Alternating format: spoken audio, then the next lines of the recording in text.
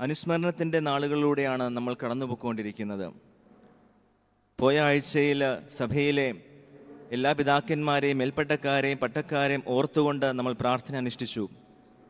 ഇന്ന് സഭയിലെ വിശ്വാസികളായിരുന്ന സകല വാങ്ങിപ്പോയവരുടെ അനുസ്മരണം നടത്തുകയും വരുന്ന ആഴ്ചകളിൽ ക്രിസ്തീയ ജീവിതത്തിൻ്റെ അടിസ്ഥാനമിട്ടിരിക്കുന്ന ആ വിശ്വാസത്തിൻ്റെ അനുസ്മരണത്തിലേക്ക് കടക്കുകയും ചെയ്യുകയാണ്. സകല വാങ്ങിപ്പോയവരുടെയും ഞായറാഴ്ചയായിട്ട് ക്രമീകരിച്ചിരിക്കുന്ന, അവരെ അനുസ്മരിക്കുന്ന ഞായറാഴ്ചയായിട്ട് ക്രമീകരിച്ചിരിക്കുന്ന ഈ ആഴ്ചയിൽ വായിച്ചു കേട്ട വേദഭാഗം ശുദ്ധമുള്ള ലൂക്കോസിന്റെ സുവിശേഷം 12-ാം അധ്യായം 32 മുതൽ 49 വരെയുള്ള വേദഭാഗമാണ്. Holy Gospel according to Saint Luke chapter 12 verses 32 to 49. എഴുത്തുകാരനും ചിന്തകനുമായ രവീന്ദ്രനാഥ് ടാഗോർ മരണത്തെക്കുറിച്ച് പറയുന്നത് ഇപ്രകാരമാണ്: death is not extinguishing light, it is putting on lamp to the dawn. Death is not extinguishing light, it is putting on lamp to the dawn. മരണമെന്ന് പറയുന്നത് ഉള്ളിലുള്ള വെളിച്ചത്തെ അണച്ചു കളയുന്നതല്ല, മറിച്ച് ഉള്ളിലുള്ള പ്രകാശത്തെ പ്രഭാവത്തിൻ്റെ പ്രകാശത്തിലൂടെ ലയിപ്പിച്ച് ചേർക്കുന്ന ഒരു അനുഭവമായിട്ടാണ് പറയുന്നത്. ഉള്ളിലുള്ള പ്രകാശത്തെ അണച്ചു കളയുന്ന ഒരു പ്രക്രിയയായിട്ടല്ല മരണത്തെ കാണേണ്ടത്, മറിച്ച് ഉള്ളിലുള്ള പ്രകാശം പ്രകാശത്തിൻ്റെ പ്രഭാവത്തിലേക്ക് ലയിച്ചു ചേരുന്ന ഒരു അനുഭവമായിട്ടാണ് മരണത്തെ വിവരിക്കുന്നത്. അതുതന്നെയാണ് ക്രിസ്തീയ ജീവിതത്തിൻ്റെ അടിസ്ഥാനമായിട്ടും പറയുവാനായിട്ട് സാധിക്കുന്നത്. മരണമെന്ന് പറയുന്നത് ഒന്നിൻ്റെയും അവസാനമല്ല, മറ്റൊരവസ്ഥയിലേക്ക് മാറ്റപ്പെടുകയും മറ്റൊരു തലത്തിലേക്ക് രൂപാന്തരപ്പെടുകയും ചെയ്യുന്ന ഒരു പ്രക്രിയയാണ് മരണത്തിലൂടെ ഉണ്ടാകുന്നത്. 2 തരത്തിലാണ് മരണത്തെ വിവരിക്കുന്നത്. ഒന്ന് സയൻറ്റിഫിക് ഡെത്തും, 2 സ്പിരിച്വൽ ഡെത്തും. സയൻറ്റിഫിക് ഡെത്തിൽ പറയുന്നുണ്ട് permanent end of life supporting sources. ജീവൻ നൽകുന്ന, ജീവിപ്പിക്കുന്നതായിട്ടുള്ള അവസ്ഥയെ പൂർണ്ണമായിട്ട് നിലയ്ക്കുന്ന ഒരു സാഹചര്യത്തിനെയാണ് സയൻറ്റിഫിക് ഡെത്ത് എന്ന് പറയുന്നത്. എന്നാൽ സ്പിരിച്വൽ ഡെത്ത് എന്ന് പറയുന്നത് passing on to another state ആണ്, പുതിയൊരു തലത്തിലേക്ക് മാറ്റപ്പെടുന്ന ഒരു അനുഭവമാണ്. ദേഹിയും ദേഹവും തമ്മിലുള്ള വേർപാട്, അതേ ദേഹിയും ദേഹവും തമ്മിലുള്ള വേർപാടിൽ ദേഹി പൂർണ്ണമായിട്ട് നിലനിൽക്കുന്ന ഒരു സാഹചര്യത്തിനെയാണ് ആത്മീയ മരണം എന്ന് പറയുന്നത്. അങ്ങനെയാണെങ്കിൽ തീർച്ചയായിട്ടും സകല പരേതരെയും ഓർക്കുന്ന ഈ ആഴ്ച നമ്മൾ ആയിരിക്കുമ്പോൾ മരണത്തെക്കുറിച്ച് പഠിക്കുമ്പോൾ മരണത്തെ പേടിച്ചുകൊണ്ടല്ല, മറിച്ച് മരണത്തെ പഠിച്ചുകൊണ്ടാണ് നമ്മുടെ ജീവിതങ്ങൾ മുന്നോട്ട് പോകേണ്ടതെന്ന് ഓർമ്മിപ്പിക്കുകയാണ്.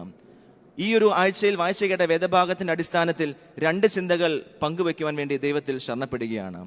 ഒന്നാമതായിട്ട് ഈ 12-ാം അധ്യായം 32 മുതൽ 49 വരെയുള്ള വേദഭാഗം തുടങ്ങുമ്പോൾ തന്നെ ക്രിസ്തു തമ്പുരാൻ അവിടുത്തെ ആളുകളെ അഭിസംബോധന ചെയ്യുന്ന രീതിയാണ്. ചെറിയ ആട്ടിൻകൂട്ടമേ ഭയപ്പെടേണ്ട, നിങ്ങൾക്കൊരു കാര്യം തരാനായിട്ട് പോവുകയാണെന്ന് പറയുന്നത്. ചെറിയ ആട്ടിൻകൂട്ടമേ ഭയപ്പെടേണ്ട, ദൈവരാജ്യം സമ്മാനമായിട്ട് നൽകുന്നു എന്ന് പറയുന്ന വലിയൊരു അനുഭവമാണ്. അതുകൊണ്ട് തന്നെ ആദ്യത്തെ ചിന്ത സമ്മാനിക്കുന്നത് ചെറിയ കൂട്ടത്തിന് വലിയവൻ നൽകുന്ന വലിയ സമ്മാനമാണ് ദൈവരാജ്യം എന്നുള്ളതാണ്. ചെറിയ കൂട്ടത്തിന് വലിയവൻ നൽകുന്ന വലിയ സമ്മാനമാണ് ദൈവരാജ്യം എന്നുള്ള ഓർമ്മപ്പെടുത്തലാണ് ഈ ഭാഗത്ത് കാണുവാനായിട്ട് സാധിക്കുന്നത്. ഓർമ്മിപ്പിച്ചതുപോലെ തന്നെ പലപ്പോഴും മരണത്തെ പേടിച്ചുകൊണ്ട് നമ്മൾ മുന്നോട്ട് നോക്കുമ്പോൾ അത് പേടിക്കേണ്ട വസ്തുതയല്ല, മറിച്ച് പഠിച്ചുകൊണ്ട് അത് ബോധ്യപ്പെടേണ്ട ഒരു അനുഭവമാണ് എന്നുള്ള ഒരു വിവരണം കൂടി ക്രിസ്തീയ ജീവിതത്തിൽ കാണുന്നുണ്ട്. അങ്ങനെയാണ് എങ്കിൽ മരിക്കുന്നതിന് മുൻപായിട്ട് നമ്മൾക്ക് എല്ലാവർക്കും നൽകുന്ന ഒരു പാഠമാണ് ക്രിസ്തു തമ്പുരാൻ ഈ ഒരു വിവരണത്തിലൂടെ നൽകുന്നത്.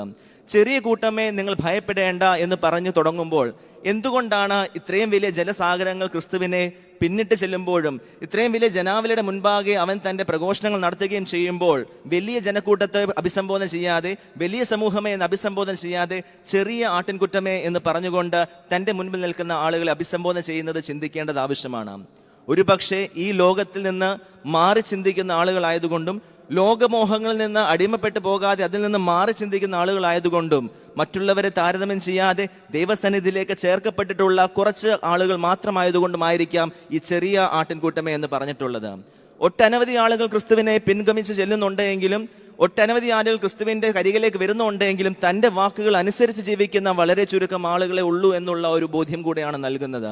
അങ്ങനെയുള്ള ആളുകൾക്ക് വേണ്ടിയിട്ടുള്ള ഒരു സമ്മാനമായിട്ടാണ് ദൈവരാജ്യത്തെ മുൻപിലേക്ക് വെച്ചുകൊണ്ട് ക്രിസ്തു തമ്പുരാൻ പറയുന്നത്. എങ്ങനെയാണ് ഈ ചെറിയ ആട്ടിൻകൂട്ടത്തിലേക്ക് നമുക്കും ചെന്ന് ചേരുവാനായിട്ട് സാധിക്കുന്നതിനുള്ള വിവരണമാണ് തുടർന്നുള്ള ഭാഗത്തും കാണുവാനായിട്ട് സാധിക്കുന്നത്. യജമാനൻ വരുമ്പോൾ ഉണർവുള്ളവരായിരുന്നു കൊണ്ട് അവന് വേണ്ടി എല്ലാ സജ്ജീകരണങ്ങളും ചെയ്തുകൊണ്ട് അവനെ സ്വീകരിക്കാൻ തക്കവണ്ണം മനസ്സുള്ളതായി ഇരിക്കുന്ന ഒരു അനുഭവത്തിലാകുമ്പോഴാണ് ഈ ചെറിയ കൂട്ടത്തിൽ ആകുവാനായിട്ട് നമുക്കും സാധിക്കുന്നത്. എന്നാൽ വ്യക്തിപരമായ ജീവിതങ്ങൾ പരിശോധിക്കുമ്പോൾ വലുത് നേടണം എന്നുള്ള ഒരു ആഗ്രഹത്തിലാണ് എപ്പോഴും ഞാനും നിങ്ങളും ആയിരിക്കുന്നത്.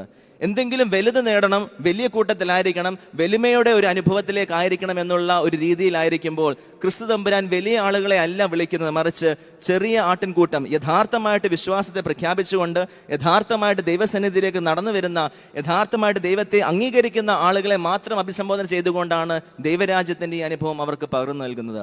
പ്രിയമുള്ളവരെ, വലിയതിനെ ഉപേക്ഷിച്ച് ചെറിയതിലേക്ക് നമ്മൾ ചുരുങ്ങുമ്പോഴാണ് തീർച്ചയായിട്ടും നന്മയെ കാണുവാനായിട്ട് സാധിക്കുന്നത്. വലിമയെല്ലാം ഉപേക്ഷിച്ച് ചെറിയതിലേക്ക് നമ്മൾ ഒന്ന് ഒതുങ്ങുമ്പോഴാണ് ഈ ഒരു നന്മയെ അനുഭവമായിട്ട് കാണുവാനായിട്ട് സാധിക്കുന്നത്. അതുകൊണ്ട് തന്നെയാണ് യജമാനൻ ഏത് യാമത്തിൽ വന്നാലും ഉണർന്നിരുന്ന് അവനെ സ്വീകരിക്കുന്നവർ ഭാഗ്യവാന്മാരെന്ന് പറയുന്നത്. അത് 2-ാം യാമത്തിലോ 3-ാം യാമത്തിലോ ഏത് യാമത്തിലായിരുന്നാലും എപ്പോൾ വന്നാലും അവനെ ഉണർവോടെ സ്വീകരിക്കുന്നവർ ഭാഗ്യവാന്മാരെന്ന് പറയുമ്പോൾ ആ ഭാഗ്യവാന്മാരാണ് ഈ ചെറിയ കൂട്ടത്തിലേക്ക് പ്രവേശിക്കുന്നതെന്ന് ഓർമ്മിപ്പിക്കുകയാണ്. രണ്ടാമതായിട്ട് ഈ വേദഭാഗത്തിന്റെ അവസാന ഭാഗം പരിശോധിക്കുമ്പോൾ ക്രിസ്തു തമ്പുരാൻ നൽകുന്ന ഒരു താക്കീത് എന്ന് വേണമെങ്കിൽ പറയാനായിട്ട് സാധിക്കുന്നുണ്ട്. ഞാൻ ഈ ലോകത്തിലേക്ക് തീ കൊണ്ടുവരാൻ വേണ്ടിയാണ് വന്നിരിക്കുന്നത്, ഇപ്പോൾ കൊണ്ടുവരേണ്ടതായിരുന്നു എന്നുള്ള ഒരു ചോദ്യത്തോടു കൂടിയാണ് അവസാനിക്കുന്നത്. ഒരു പക്ഷേ ആദ്യത്തെ വായനയിൽ ഇതൊരു ഡിസ്ട്രക്റ്റീവ് മെന്റാലിറ്റി ആണോ എന്ന് നമ്മൾ ചിന്തിച്ചു പോയേക്കാം. തീ കൊണ്ടുവന്ന് എല്ലാത്തിനും നശിപ്പിക്കുന്നതാണോ എന്നുള്ള ചിന്തയിലേക്ക് ഈ വേദഭാവം അവസാനിപ്പിക്കുന്നതായിട്ട് നമുക്ക് തോന്നിപ്പോയേക്കാം. എന്നിരുന്നാലും ആഴമാറിയ വായനയിലൂടെയും വ്യാഖ്യാന പഠനങ്ങളിലൂടെയും മനസ്സിലാക്കുവാനായിട്ട് സാധിക്കുന്നത് ക്രിസ്തു തമ്പുരാൻ അവിടെ അഗ്നി കൊണ്ട് ഉദ്ദേശിക്കുന്നത് പരിശുദ്ധാത്മാവിന്റെ ആവാസവും പരിശുദ്ധമായിട്ടുള്ള എവൻഗേലിയോന്റെ പ്രവഹവും മാത്രമാണ്. പരിശുദ്ധാത്മാവിനെ ഭൂമിയിലേക്ക് കൊണ്ടുവരുവാനും എല്ലാവരെയും പരിശുദ്ധാത്മാവിന്റെ അഗ്നി കൊണ്ട് നിറയ്ക്കുവാനും എല്ലാവരെയും ശുദ്ധീകരിക്കുവാനും വേണ്ടിയുള്ള ആഹ്വാനമാണ് ക്രിസ്തു തമ്പുരാൻ നൽകുന്നത്. ആരെയും നശിപ്പിക്കുവാനോ ആരെ തളർത്തുവാനോ ആരെയും മാറ്റി നിർത്തുവാനോ വേണ്ടിയല്ല. എത്ര പേര് വിശ്വാസത്തോടുകൂടി ആയിരിക്കുന്നു അതേപോലെ തന്നെ എല്ലാ ആളുകളും വിശ്വാസത്തിലേക്ക് തിരികെ വരുവാൻ വേണ്ടി, അശുദ്ധമായിരിക്കുന്ന അവസ്ഥയിൽ നിന്ന് ശുദ്ധീകരിക്കുന്ന അവസ്ഥയിലേക്ക് തിരികെ വരുവാൻ വേണ്ടി അഗ്നി കൊണ്ടുള്ള അഗ്നിശുദ്ധി കൊണ്ട് അവരെ തിരിച്ചു കൊണ്ടുവരാൻ വേണ്ടിയുള്ള ഒരു ആഹ്വാനം കൂടിയാണ് നൽകുന്നത്. പ്രിയമുള്ളവരെ, വാക്കുകൾ ഉപസംഹരിക്കുകയാണ്. 2 ചിന്തകളാണ് ഈ വേദഭാഗത്തിൽ നിന്ന് പങ്കുവെച്ചത്. ഒന്നാമതായിട്ട് മരണത്തെക്കുറിച്ചുള്ള ചിന്ത എൻ്റെയും നിങ്ങളുടെ ഉള്ളിലേക്ക് പോകുമ്പോൾ പലപ്പോഴും അതിനെ പേടിയോടുകൂടിയാണ് കാണുന്നത്. എന്നാൽ മരണം പേടിക്കേണ്ടതല്ല, അതൊരു പാഠമാക്കേണ്ടതാണ്. ഇന്ന് നമ്മൾ ജീവനോടെ ആയിരിക്കുമ്പോൾ നാളെ ഇന്ന് നമ്മൾ ആരെയൊക്കെ അനുസ്മരിക്കുന്നുവോ അവരനുസ്മരിക്കുന്നത് പോലെ, അവരെ അനുസ്മരിക്കുന്ന പോലെ നമ്മളും അനുസ്മരിക്കപ്പെടേണ്ടവരാണെന്നുള്ള ചിന്തയിലായിരിക്കുവാനും, എങ്ങനെയാണ് ചെറിയ കൂട്ടത്തിലേക്ക് പ്രവേശിക്കുകയും അവിടെ നിന്ന് ഭാഗ്യവാന്മാരെന്ന തലത്തിലേക്ക് ഉയർത്തപ്പെടുകയും ചെയ്യാമെന്നുള്ള പാഠവും, അതിലുപരിയായിട്ട് അഗ്നി ഒരിക്കലും നാശത്തിന്റെ അനുഭവമല്ല, മറിച്ച് ശുദ്ധീകരിക്കുന്ന അനുഭവമാണെന്ന് മനസ്സിലാക്കിക്കൊണ്ട് എൻ്റെയും നിങ്ങളുടെ ഉള്ളിലുള്ള പ്രകാശത്തെ, എൻ്റെയും നിങ്ങളുടെ ഉള്ളിലുള്ള അഗ്നിയെ, നമ്മൾ സ്വീകരിച്ചിട്ടുള്ള പരിശുദ്ധാത്മ ധ്യാനത്തെ പൂർണ്ണമായിട്ട് ജ്വലിപ്പിച്ചുകൊണ്ട് വീണ്ടും ശുദ്ധീകരിക്കപ്പെടുവാനും, വാങ്ങിപ്പോയവരെ ഓർക്കുമ്പോൾ തീർച്ചയായിട്ടും നമ്മളും ഓർമ്മിക്കപ്പെടേണ്ടവരാണെന്ന ബോധ്യത്തിൽ നമ്മുടെ വാങ്ങിപ്പോയവരെ ഓർക്കുവാനും സാധിക്കുമ്പോഴാണ് ഓരോ അനുസ്മരണവും പൂർണ്ണമായി തീരുന്നത്. അങ്ങനെ നമ്മുടെ വാങ്ങിപ്പോയവരെ അനുസ്മരിക്കുമ്പോൾ തീർച്ചയായിട്ടും ദൈവസന്നിധിയിൽ നിന്ന് നന്മകൾ എല്ലാവർക്കും ചൊരിയട്ടെ എന്ന് പ്രാർത്ഥിച്ചുകൊണ്ടും ആശംസിച്ചുകൊണ്ടും വാക്കുകൾ ഉപസംഹരിക്കുന്നു. ദൈവതിരുനാമം മഹത്വപ്പെടുമാറാകട്ടെ.